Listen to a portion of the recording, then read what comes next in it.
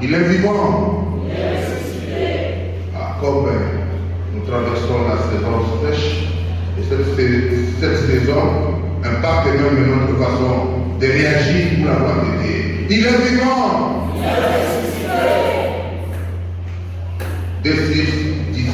Il est vivant. Il est ressuscité. Qui? Acclamons pour le Seigneur. Acclamons pour Dieu. Pour son esprit de joie. Il est Alpha et Omega. Il est Emmanuel. Amen. Nous allons développer ce thème que le Seigneur nous a mis à cœur. Et ce thème dit sa source à partir des enseignements que nous avons suivis pendant cette semaine qui s'achève. Cette semaine était consacrée pour les enseignements et méditation d'un sujet aussi complexe. Nous avons suivi ce thème à travers notre livre. Aimez vos ennemis et priez pour ceux qui vous maltraitent. N'est-ce pas? Aimez vos ennemis et priez pour ceux et celles qui vous maltraitent. C'est ce thème-là que nous avons développé durant la semaine. Et aujourd'hui, nous faisons l'atterrissage de cette thématique. Mais le thème que nous développons ce matin s'intitule « Malgré la diversité, rendons toujours grâce à Dieu. » Malgré la diversité, rendons toujours et toujours grâce à Dieu. Si nous faisons allusion avec le thème développé pendant la semaine, c'est une recommandation difficile à appliquer en tant qu'humain. Parce que l'homme humain est doté de sentiments, est doté de sentiments et des émotions. C'est pas facile que quelqu'un vous cause du tort, vous fait mal, vous maltraite, de l'aimer sur le plan humain. Mais Jésus nous recommande de faire un dépassement. Peu importe cette adversité, ces recherches, cette animosité dont vous et moi sommes objets, le Seigneur nous demande, peu importe ce que nos ennemis nous font, nous maltraitent, le Seigneur nous recommande de les aimer et de prier pour eux. Je disais que sur le plan humain, ce n'est pas facile. Mais pour l'appliquer aussi, ce n'est pas facile. Mais si nous arrivons à le faire, à aimer nos ennemis, mes bien-aimés, c'est tout simplement par la puissance qui s'appelle. Dites Amen. Ceux et celles qui appliquent cette recommandation, le Seigneur les appelle enfants de Dieu. Dites Amen. Baola tous alikamoi, kolinga munguna, kobonde la pona ye, kozo sa mabele mabende, zaba da kokenga bango, banana. Quel privilège. Quand vous aimez votre ennemi, mon frère, ma frère, ce n'est pas que vous êtes faible. Ce n'est pas que vous êtes humain. Mais justement, vous appliquez la volonté de Dieu. Et Dieu, quand vous appliquez ça, Dieu sera à vos côtés. Dieu sera à vos côtés. Et si Dieu est pour toi, qui sera contre toi? Ah! Tout ça qu'on va corriger seront nuls et sans effet parce que vous êtes dans la volonté divine.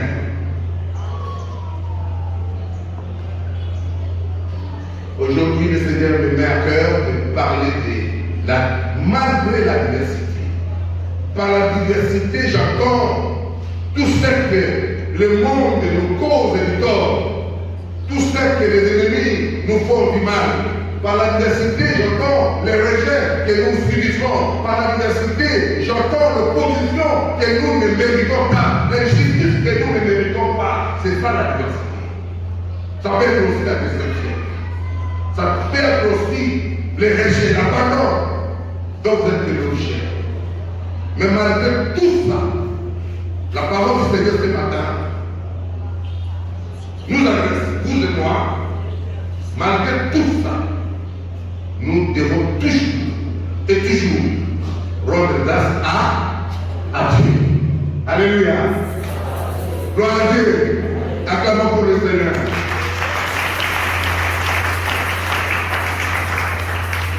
C'est comme ça que le Seigneur nous adresse cette recommandation divine.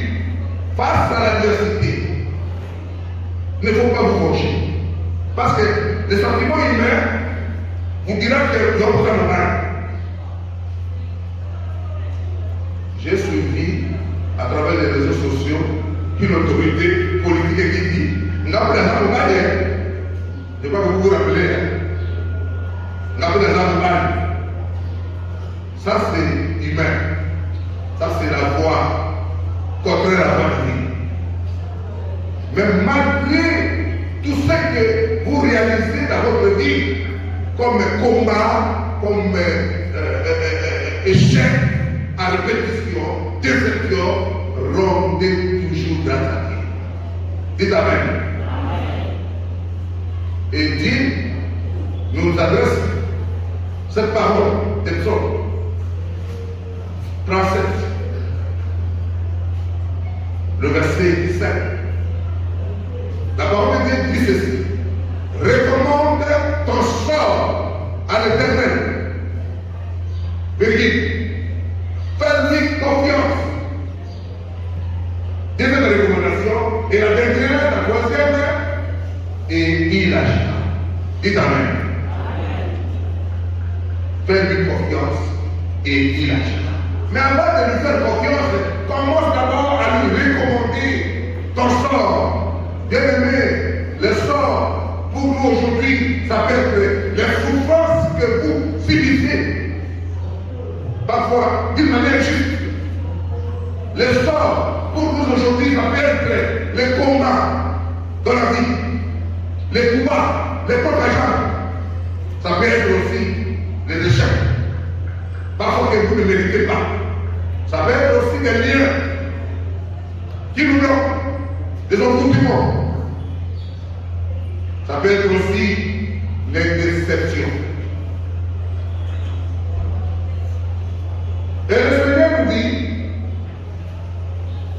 pas comme le monde, parce que face à ces confusions, à ces problèmes, à ces difficultés, parfois le monde nous recommande de tirer le bouffer, de la musique, de consulter les marabouts, les mamans, les pauvres, les faux prophètes, qu'est-ce que j'ai encore?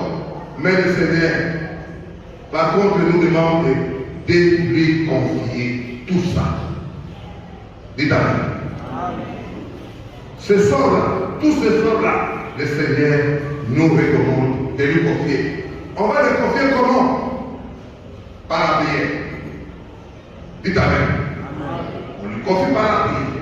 Et si le Seigneur vous met à cœur de prendre le temps matériel pour chercher sa face, par notre ligne du jeûne, vous pouvez bien le faire.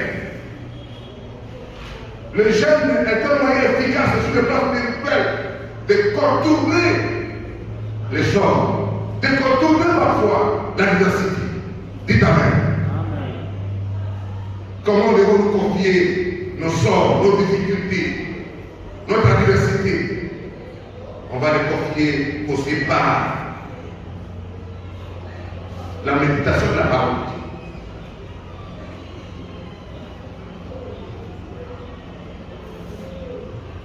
Deuxième, après avoir confié, vous devez faire confiance à Dieu. Lui rester fidèle. Faire confiance à Dieu, n'ayez autre cœur, n'allez pas consulter les autres. N'allez pas consulter le monde. Quand vous, face à des difficultés, même si les choses tardent, n'allez pas consulter le monde du terrain. Mais restez fidèle à Dieu. Même si les choses tardent, Habakkuk nous le dit dans le chapitre 2, verset 3. Il agit. Et si ça tarde, sois patient. Sois comment? Patient. Si ça tarde, mon frère et frère, viens pas d'être patient. Et j'ajoute d'être persévérant. Et j'ajoute encore d'être constant de la foi. Parce que ça va s'accomplir. Et ça va s'accomplir, c'est certainement. Et quand vous lisez Ecclésiaste chapitre 3, verset 11, la parole de Dieu nous dit, Dieu fait toutes choses bonnes à son temps. Comment? À son temps. Par vous, vous avez la hauteur. On a une terre. On a la carte à Israël, pas même. Par vous, vous avez dit, on dit tout sur terre. On ne peut pas la maman de la terre. On a la petite terre. La passer au bout de terre. La passer au bout de terre. Mais il y a ma terre pour faire la terre. Dieu a un plan merveilleux pour vous. Dites Amen. Oyebi masango mosusu, oyebi magana suka, tant masango ngesi le taganeri. Fosa, pele makasi. Ba mosuka kozala tongo, ba mosusu ntongo les soirs. Il a votre agenda dans sa vie. Voilà pourquoi le Seigneur me met dans ma bouche pour te dire, face à l'adversité, continuez toujours à rendre grâce à Dieu. L'adversité, c'est une grâce. L'adversité, même si ça nous fait mal, même si ça nous amène à pleurer, il y a des situations qui nous amènent à pleurer, il y a des situations qui nous arrivent, qui nous privent le sommeil, il y a des situations qui nous amènent le manque d'appétit. Mais la parole de Dieu nous dit, continuez toujours à payer, mais pas seulement à payer, mais rendre grâce à Dieu. Il sait pourquoi. Bien-aimés dans le Seigneur,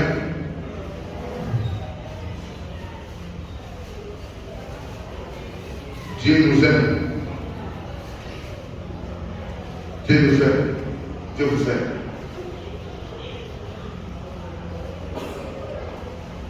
Vous allez me dire, mais comment je pleure devant cette situation et je dois continuer à remercier Dieu.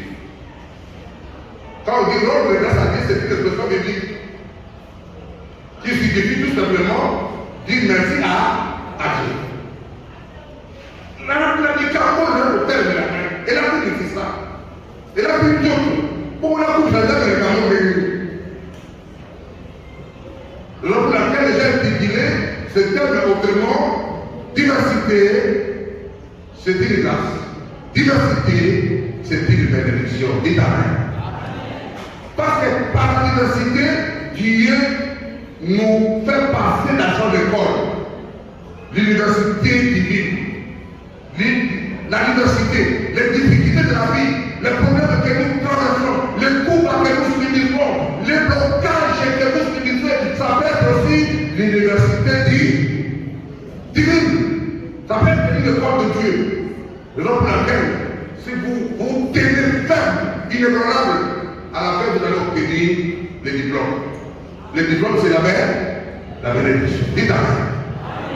Vous comprenez? Vous savez aussi bien le mieux que moi, le pilote de Joseph, haï par ses frères. rejeté par ses frères.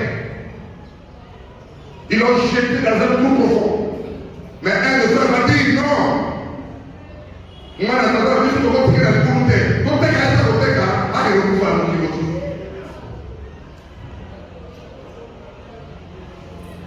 c'est ce qui a été fait, il est conduit. Il devient esclave domestique. Et voilà, une tentation incontournable lui arrive, comme vous le savez. Mais il est resté fidèle face à cette tentation. Je ne sais pas si c'était vous de moi. Si c'était vous de moi, la femme du roi vous demande d'aller avec lui. Si c'était vous de moi. Mais il est resté fidèle, ferme dans sa foi. Et vous savez la suite. Vous savez la suite. Celui qui a été rejeté, celui qui a été battu par ses frères, celui qui a été haï par ses frères, tout ça, c'est la diversité. C'est la diversité. Et cette adversité, pour Joseph, c'était une école de Dieu. C'était une université céleste de Dieu. Dieu nous fait passer par le désert, dans l'ombre de la mort. Il nous fait passer là.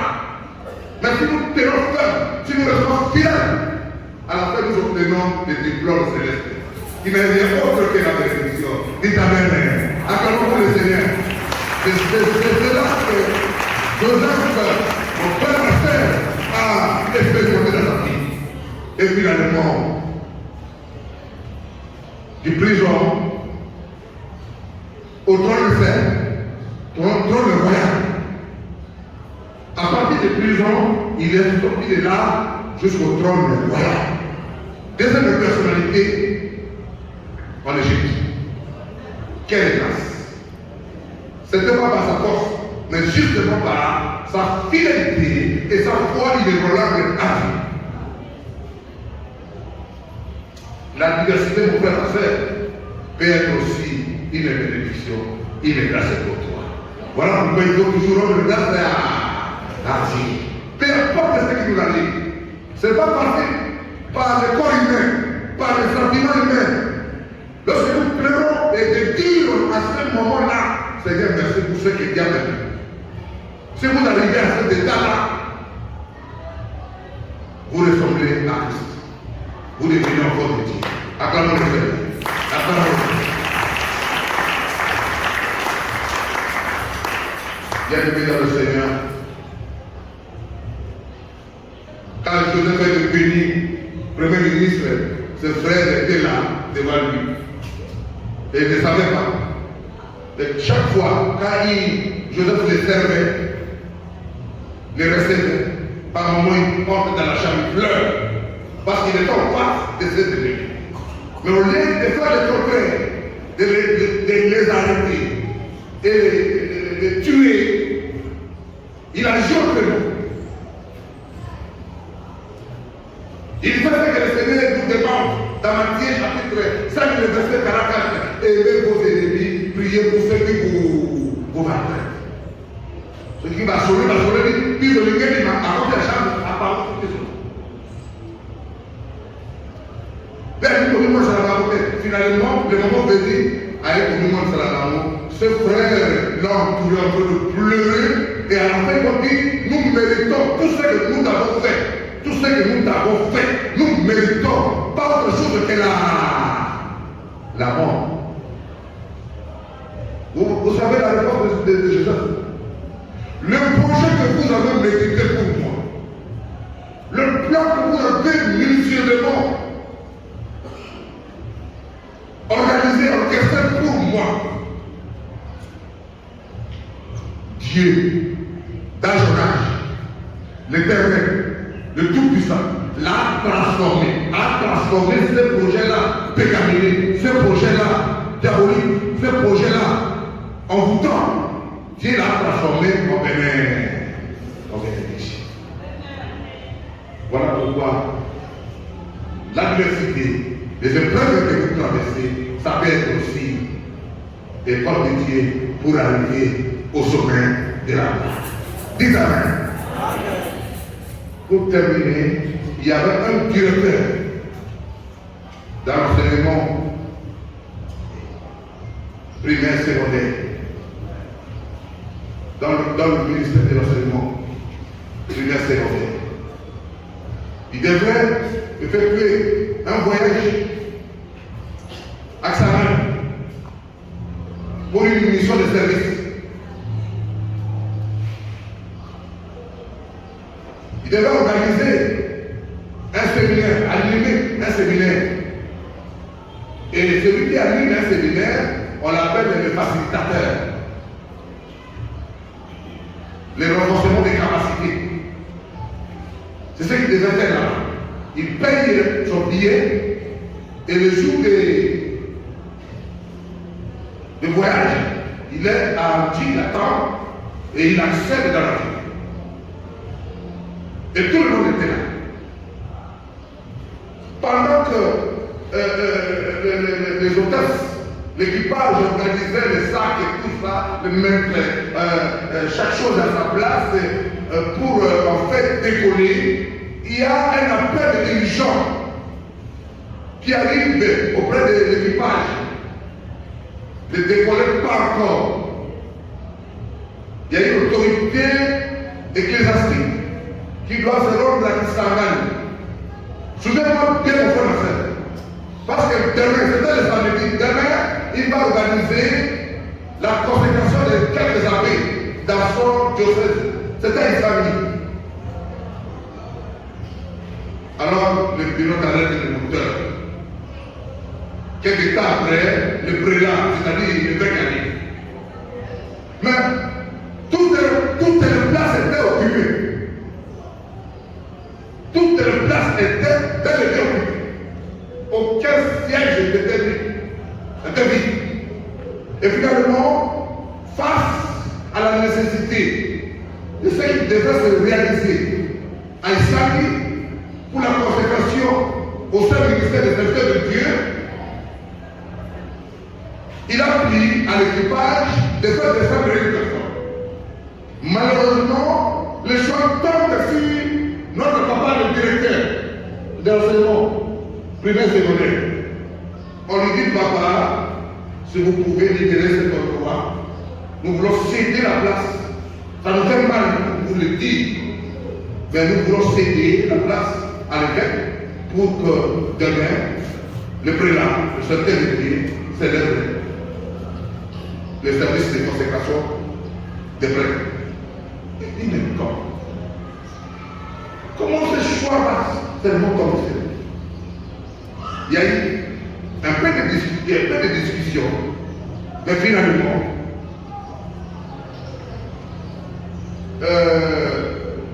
les agents de l'aviation vont lui dire non, ne vous en faites pas, demain, il y a un autre avion. Tu ne vas pas rentrer dans l'avion. Nous te prendrons en charge. Tu vas rester à l'hôtel. Et demain, un véhicule viendra te prendre et tu seras à Kisangani pour que le lundi qui commence justement le séminaire. Et finalement, il sait. L'avion décolle. Le temps de quitter l'aéroport, parce qu'il a traîné un peu, le temps de quitter l'aéroport. Il arrive à l'hôtel, ils sont en train de vivre. 2 heures après, il suit la radio. Que le même avion a fait le crash. Et parmi les morts, le verre. Vérifiez ce que je vous dis. Le verre s'appelle le verre de l'ennemi. Il est originaire de Joseph de Isaac. Voilà. Raison pour laquelle, face à la diversité, mon frère, il faut parfois non seulement prier, mais rendre grâce à Tatoyo, Tamayo, qui a pris, avant de dire la divane a pris la salle de la tombe de Maboko, avec un Zambé.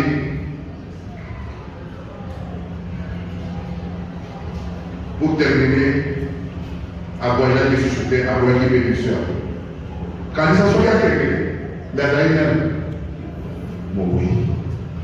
Mon frère, ce que vous traversez, ça peut être l'école de Dieu.